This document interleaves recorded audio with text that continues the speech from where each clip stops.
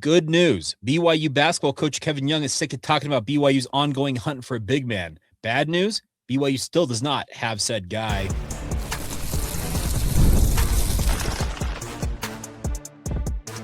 You are Locked On Cougars, your daily podcast on the BYU Cougars. Part of the Locked On Podcast Network, your team every day. What's up, everybody? I'm Jake Hatch. Coming up on today's show, we're going to talk about the Big 12's legal ace being a BYU Cougar. Stay tuned for that. We'll also talk about the tandem of Bruce Branch III and Robert Wright III, the two-thirds in BYU's basketball program. Could they be an elite tandem in BYU's backcourt? We'll delve into that. But we start today's show where we've often gone when it comes to BYU basketball this season, and that is talking about BYU's big man search. I do want to remind you guys before we do that today's episode is brought to you by Odoo. Great organizations win because operations matter, and that's why you guys should get Odoo. Try for free today at odoo.com/lockedon. That's odoo.com/lockedon. BYU basketball coach Kevin Young spoke yesterday to the media as BYU begins their summer workouts. Now, these will stretch throughout the majority of the summer, and it's kind of been a change over the past probably maybe 3-4 years old now that coaches can have hands-on workouts with BYU players, and this goes across college basketball. Previously, the summer was left to guys doing their own thing, and a lot of guys would scatter across the country and work out on their own. But now they're able to have what I would call an OTA, an organized team activity, to steal the line from the NFL, their practices, and in theory, they're supposed to allow teams to hit the ground running when the season comes along. The situation for the BYU basketball program right now is Kevin Young said that he plans on filling out all 15 of his roster slots. And as BYU kicks off these summer workouts, they are still sans 4 guys to fill out that roster. They have 11 rostered players at last count. And the number one glaring issue for the BYU basketball program is they do not have a true 5, a center to be what BYU needs in the middle of their lineup to defend the rim, rebound, and in his own words, well, we'll allow Kevin Young to explain exactly what he's looking for when it comes to the big man that apparently might be out there. So first off, here's Kevin Young yesterday describing the skill set BYU is targeting when it comes to aforementioned 5-man. A little bit more size would be good, but more than that, for me, it's just a skill set. Kaba was really good with Egor, was really good, with AJ, had its moments with Rob, trying to pair Rob up with, maybe someone that can play away from the basket a little bit more. Not just shooting, but just functionality-wise, DHOs, pocket passes, things like that. But then still be able to be a lob threat. And obviously, we've been going after something very specific at that position. So we've casted a very wide net there and looked at a lot of different things. And so I think there just quite frankly has been some misreporting on who we're actually involved with and who we're not and stuff like that. So like I said, I feel good about where we're at in the process, and we feel like we've identified the type of player that we want to pair, not just with Rob, but with this group in general. And so, like I said yesterday, I hope that in short order there's some stuff that we can get out there at some point. So they want a big man that can play inside out, can dribble drive handoff, can do a lot of the screening action, can be a lob threat, and obviously they got to be able to defend the rim. They've got to be a deterrent for opposing teams. They've got to be that rim protector. And rebounding is obviously always going to be a part of what you have to do as a center. But Kevin wants more of a versatile big man than he's had previously. Even Keba Keita, who was undersized for the position, he said that Keba did what he was asked to do, but there were limitations just due to the fact that Keba Keita is not a 7-foot big man. So that is what BYU is looking for. Now, maybe the biggest news coming out of this press conference yesterday is that Kevin Young said BYU is locked in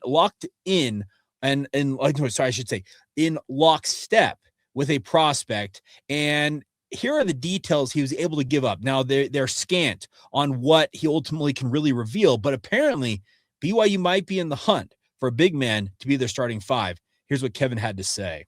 And I'll just hit it right out of the head because I get asked it every day, anywhere I'm at. The big situation, we've been in lockstep with one specific guy for a while.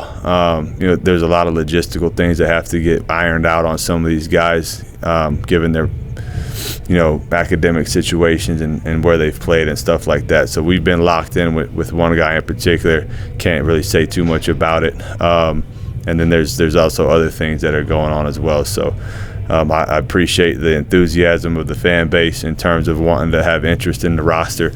But that's where that part stands, as it relates to the last couple of months, just in terms of, positionally across the board. Now, the internet sleuth in me immediately went to work, and there are 3 names that are still out there on the market in theory that BYU has been linked to with regards to big men that we have talked about on this podcast, numerous other outlets. Robbie McCombs over at Vanquish the Foe, who does an incredible job in his own right covering stuff like this, and many other outlets have talked about BYU's ongoing search. And we have talked about guys like Xu Xin, the 7'5" big man out of the Chinese Basketball Association. He still remains apparently out there on the market for BYU. There is also Egor Ryzhov, who is a big man out of Russia that last year was committed to Florida State and ran into enrollment issues with the Seminoles, and he has not been able to figure out if he's coming stateside again or not, but he remains out there in the ether.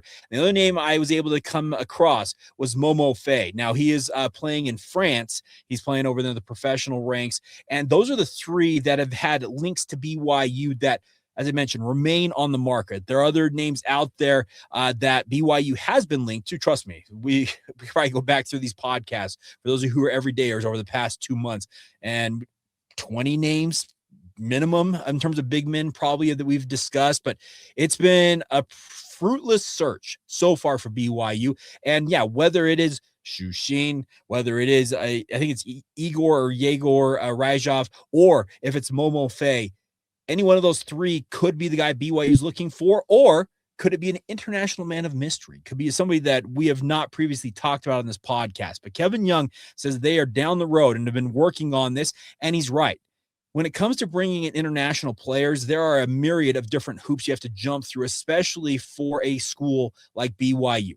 BYU takes the academic success of their students, and that includes student athletes, very carefully. They want them to succeed. They don't want them to come to BYU and struggle academically because, A, it's a bad look for the university, and it's obviously set struggle, and that's what you want to avoid. So yeah, they have to have the TOEFL test, which is like the English as a second language test, which is pretty tough, as I understand, and BYU's had a pretty high standard in the past for athletes to pass that and come to BYU, as they think it has a direct correlation to them being able to thrive in the academic environment in Provo. But also, you've got to deal with visa applications, and you have to deal with guys, whether they're playing in the professional ranks.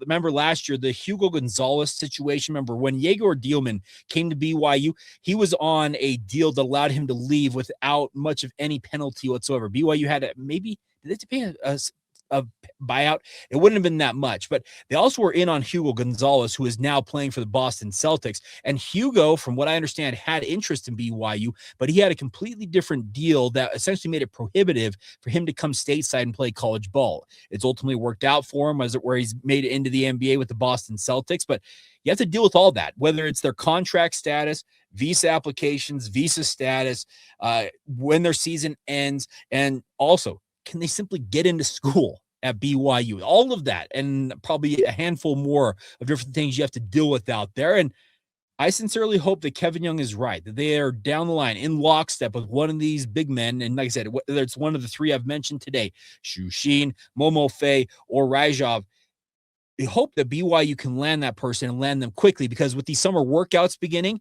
you want to get them into these workouts, start to get them familiarizing themselves with their teammates, and really get to work knowing how guys like Rob Wright and Colin Chandler and Bruce Branch III are going to go about setting them up on the court, whether it's a lob threat or dribble drive handoffs, the pick and roll sets, all of that different stuff, screening actions.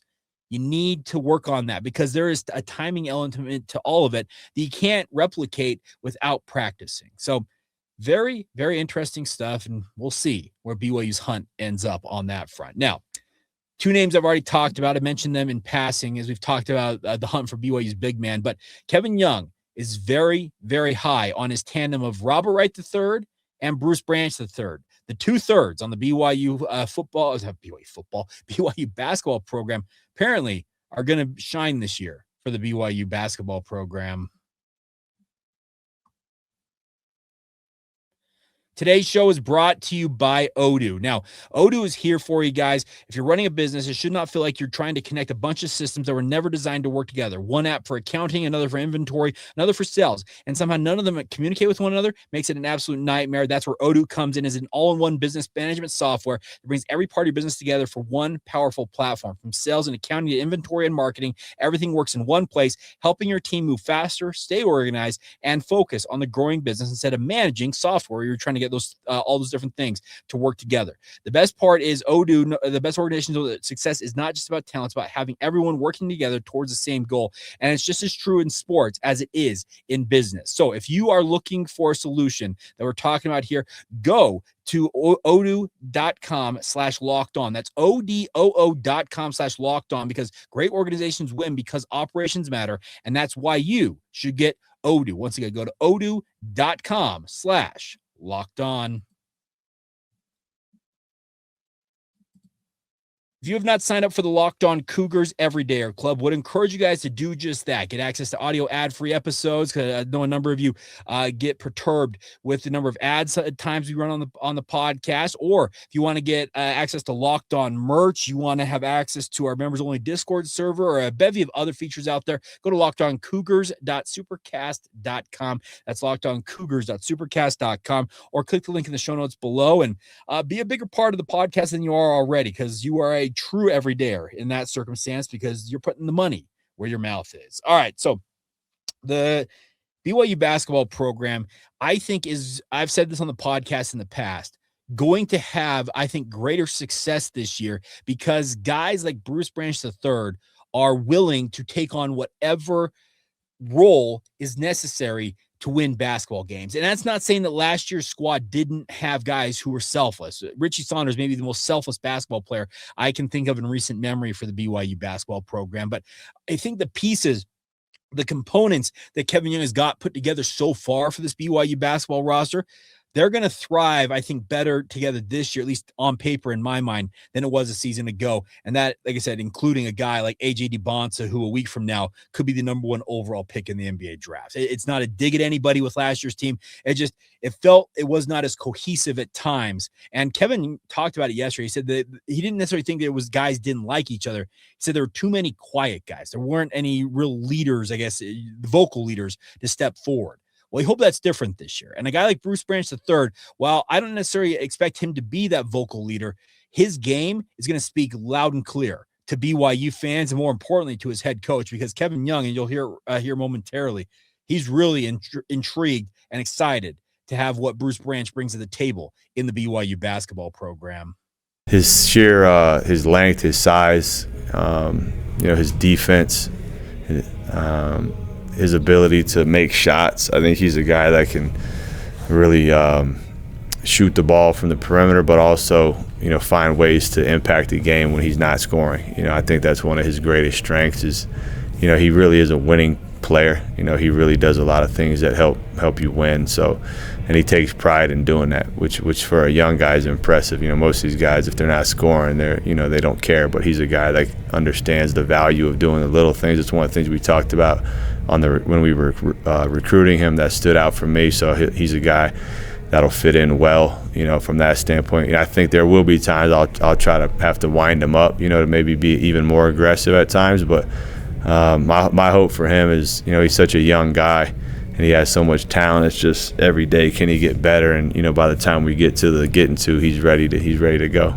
If BB3, as I'm calling him, Bruce Branch III, is as good as advertised, BYU is set up to have another lottery pick next year. Now, he may not be the number 1 overall pick, but current projections have Bruce Branch as high as top 5, and the worst I've seen is top 10 in next year's NBA draft. So Kevin Young continuing a strong trend of bringing in lottery talents to BYU, and hopefully this one, speaking of Bruce Branch III, is the latest in a long line of success for BYU and continues to set them up for success in ensuing recruiting classes. Now, the guy who's going to engineer all of this, apparently, according to KY, is the best point guard in America. That is a quote. the best point guard in America. Kevin Young believes that Robert Wright III is going to be among the nation's best in terms of being a leader, being a guy that BYU can rely upon. And I sincerely hope he's right. Here's what KY had to say about RW3 and what he brings to the BYU basketball program now in his junior season. I enjoy coaching Rob. He's a great young man. Number one, number two. Said it a few months ago, but I think he's going to be the best point guard in college basketball as we enter this next season. With his experience, I really was impressed with his level of improvement from his freshman year to his sophomore year, particularly in our style of play. I think he's really matured. I think he's primed to take on just a bigger role across the spectrum of our team. And that doesn't necessarily mean, scoring, just playmaking, leadership, defense. He's a guy I think that's really ready to make a big jump. So we couldn't have been more thrilled to get him back. And there was a lot of nonsense, honestly, that was going on with all that. And a lot of it is just a byproduct of the way that the system is set up at the moment. So I'm just glad he's here. Rob, I think, is a guy that is going to have a major spotlight cast upon him because obviously he was part of that so-called Big Three a season ago, and he's the only remaining member of that Big Three. Have they formed a new Big Three with Bruce Branch III, Robert Wright III, and obviously Colin Chandler entering the fray? Maybe so, but in a time that will reveal itself to be the case or not. But Rob, he is going to have the ball in his hands a lot this year for the BYU basketball program. Kevin just said it himself. He believes, as I mentioned, he is going to be the best point guard in America. And if Rob Wright is indeed the best point guard in America, BYU is going to be set up for a nice run this coming basketball season. That should excite you as a Cougar fan because the thing is, a guy like Robert Wright III, he acknowledge the fact the circumstances being what they were. He entered the portal to gauge what his market value was. He said that BYU was working on a deal with him, but due to the insecurity, it's a reality of the situation. And I've said it before on this podcast, and I'll say it here. It's not a popular take, but if I ever get the opportunity to have somebody in my orbit that I would have influence over, in theory, like one of my children, for example, that was a high-level athlete, was in the college ranks, and transfer portal NIL was still a thing. My kids are young enough that it's years away before this were ever to come to fruition. I'm not going to lie. I would have my kid enter the transfer portal every single offseason.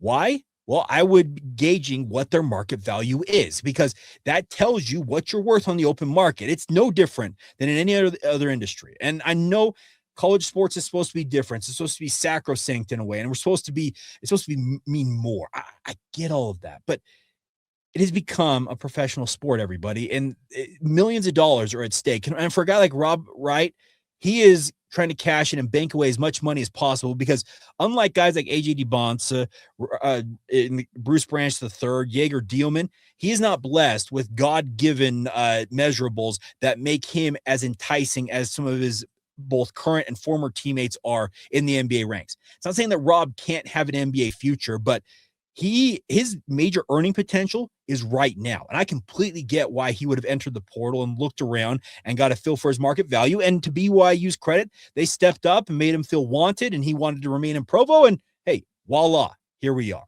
So don't come down too hard on these young men and young women when it comes to hitting the portal. They're just doing what any of us out there on the open market would do in terms of gauging what our overall worth is. And get the money you can get. So it's very interesting, but if he is truly as good as Kevin Young believes he can be, man, that could make BYU's lineup very dangerous, very enticing, and could be a really, as I said, entertaining season to watch BYU basketball once again. I think it's going to be entertaining regardless because the way that Kevin Young has built these rosters, built his program, is they play an entertaining, alluring style of basketball that draws people in. And that's going to continue to be the case this year.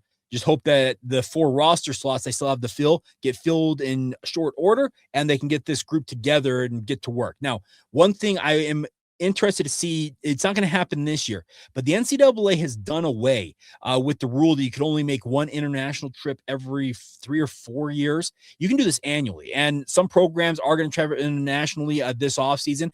Those trips to go and play against semi-pro or pro teams, wherever it is in the world, those are more galvanizing, I think, for a roster in so many different ways than anything else. And with the connections that BYU, Brigham Young University, has with the Church of Jesus Christ of Latter-day Saints literally being a worldwide faith, if I'm Kevin Young, I am beginning next season, because like I said, it's not going to happen this year. It's not scheduled, but starting in 2027, why wouldn't you take your roster somewhere in the world?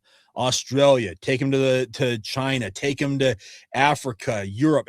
Go places where members of the Church of Jesus Christ of Latter-day Saints can show up and interact with their faith flagship school and the basketball program. And yes, galvanize your squad, get them together, get them into the same room and playing together. That type of stuff is going to pay dividends. So while it may not happen this year, and it almost for certain is not going to happen, because you have to plan this stuff out months ahead of time, if you can do this on an annual basis, especially with the fact that Kevin Young has acknowledged he's going to turn over this roster almost annually, those trips could be worth a lot in terms of getting your team ready for the coming basketball season. So just kind of one thing I was thinking about in terms of what the future for BYU basketball could look like. So very interesting stuff. There's a whole lot more. There was like almost 20 minutes of Kevin Young addressing the media, and there's a lot of other tidbits that we will utilize on future editions of the podcast, and stay tuned for that. But we didn't even get to the stuff that Colin Chandler and Rob Wright had to say. We kind of, I talked about some of the stuff that Rob Wright said to the media, but we will get to their audio and their video as well, whether you're watching and or listening to this. We have the audio and visual elements. So thank you to BYU Sports Information and BYU Athletics for that video. But very curious time. And obviously, still a lot of questions to be answered for BYU basketball. All right. I learned this via social media yesterday, but the Big 12 obviously, for lack of a better term, smacked down Texas Tech with a lawsuit they filed in federal court. Essentially forced Texas Tech's hand, forced Brendan Sorsby to say, hey, you know what? We're cutting bait, and I'm headed to the NFL supplemental draft. Well, apparently the legal ace that the Big 12 has is a BYU Cougar. Stay tuned.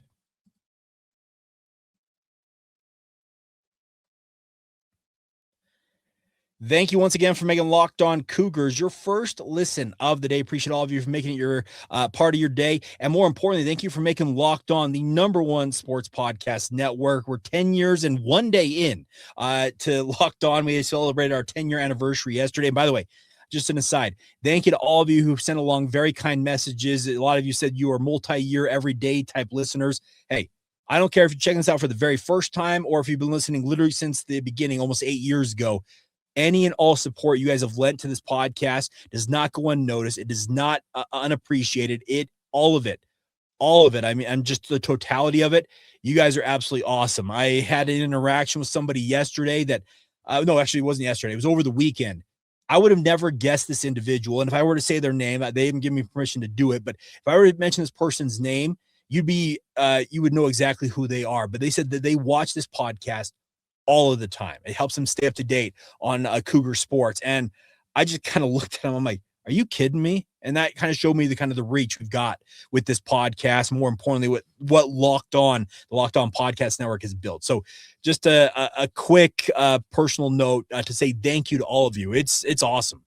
We're in the middle of June. We're 80 days away from today for the start of the BYU football season. So still got a little ways to go, a little runway to go in terms of making it to the football season, but you guys are diehards, and I appreciate all of you. You're true everydayers, like I said, whether it's your first time listening and or watching, or you've been watching since the beginning or listening since the beginning, you guys, you're what makes this go. So thank you for allowing me to share that with you guys. All right. The Big 12, this is a crazy story. So bear with me for a minute here. But many of you know that the Big 12 filed a lawsuit that essentially forced Texas Tech's hand. And Tom Mars, who's a noted attorney, he has worked in a number of college cases and has been a thorn in the side of the NCAA. He told Yahoo Sports that the lawsuit the Big 12 filed in federal court that essentially forced Texas Tech's hand and essentially forced Brendan Sorsby to quit Texas Tech, or vice versa, Texas Tech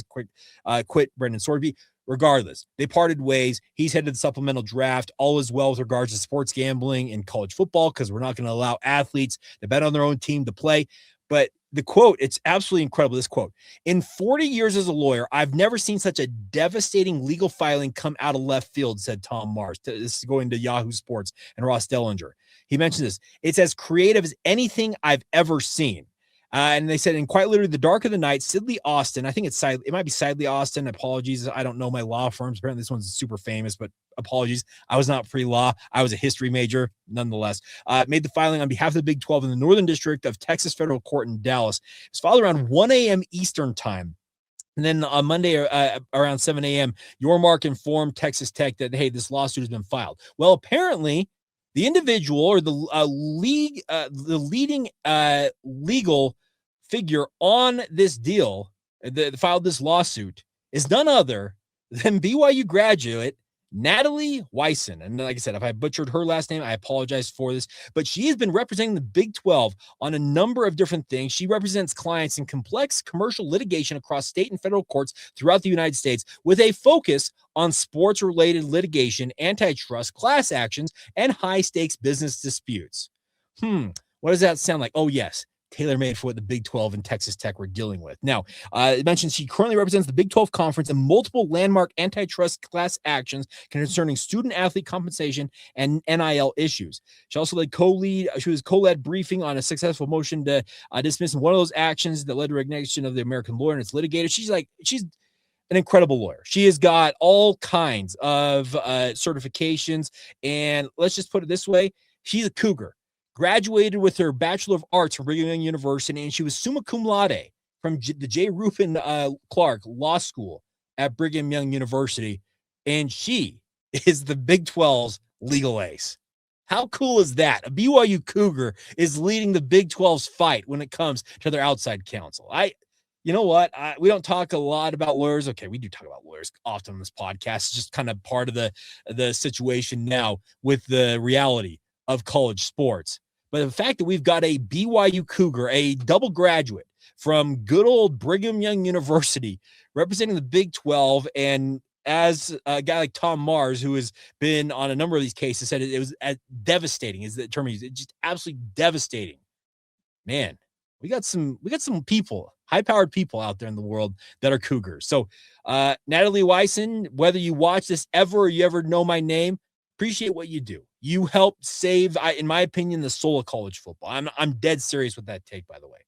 We could not afford to allow, no matter, like I said, how many programs ago, no matter how many years ago, and yes, some Texas Tech fans are saying, well, why aren't Cincinnati and Indiana in hot water over this Brendan Sorsby situation? Well, they should be, and maybe Natalie Wyson will lead the charge on that. But the point remains is that we could not have an athlete who admitted he's gambling. I'm not going to make light of the fact that he's a clinically diagnosed gambling addict, but the fact that he bet on his own team, that is just a no-go. We don't allow it in any other sport. Guys have served year-long, if not lifetime suspensions for doing what Brendan Sorsby did. And we could not afford to allow a guy like that to continue to play college football. It would have made it college football. It would have made a mockery of the sport, and it would open a precedent, a legal precedent, to allow other athletes to say, well, he did it, why can't I do it? It's a slippery slope, and we needed to avoid it. And Natalie Wyson helped lead the charge, and she is a BYU Cougar, and appreciate her doing that. Now, the interesting part is there was a point on Reddit yesterday made that the lawsuit from the Big 12 conference that has been filed in federal court still could be litigated. Apparently, and the point is here that they said as typically when one side surrenders, I couldn't pull this up on my computer, so I'm looking off my phone here. When typically when one side surrenders in the Sorsby situation leaving Texas Tech, removes the actual controversy and the case gets dismissed. But as they point out, this case is about the ability for the Big 12 in general to sanction a school under their bylaws for things like playing somebody who has bet on their games. Texas Tech University is still saying they can't, speaking of the Big 12 can't litigate that or can't enforce their rules, and the Big 12 still says they can. Therefore, the controversy is arguably still present, and therefore, this lawsuit could proceed. Now, could it be withdrawn by the time you watch and or listen to this podcast? Absolutely. But as of recording of this podcast, that lawsuit is still filed in federal court. As they point out, also, Texas Tech, via Cody Campbell, has taken the position that this uncertainty both exists and has done harm to a student athlete in Brendan Sorsby, which cannot be undone. This directly supports the Big 12's argument that the court should rule on the issue now instead of waiting, and hurts Texas Tech's ability to argue that the court should dismiss the case, unquote. So there you go. Maybe this lawsuit, maybe it's still got a few legs. Now, the Brendan Sorsby side of it is over, but this is very, very interesting. And this person, I think it was Dan_Scott_, who says that he is a lawyer with an occasional federal experience. So he is not involved with this, but he's trying to lay out exactly what the Big 12's case may be, and it may not be dead. So Natalie Weisen, keep fighting the good fight. We appreciate what you do here on Locked On Cougars. All right, that is going to do it for today's edition of the show. Hope you guys are all doing fantastic out there in Cougar Nation. Thank you for making this your first listen of the day. If you want to be a bigger part of the show, join the Locked On Cougars Everyday Club. Go to lockedoncougars.supercast.com. That's lockedoncougars.supercast.com. If you're watching this on video now, we're going to send you over to the first ever 24/7 national Locked On YouTube channel for more great Locked On content via video. And if you're listening on the audio formats, whether it's Apple, Spotify, or the bevy of other podcast apps out there, go check out Locked On College Football. Make it your second listen of the day. And as always, come back tomorrow and be an everydayer with us right here on the Locked On Cougars podcast.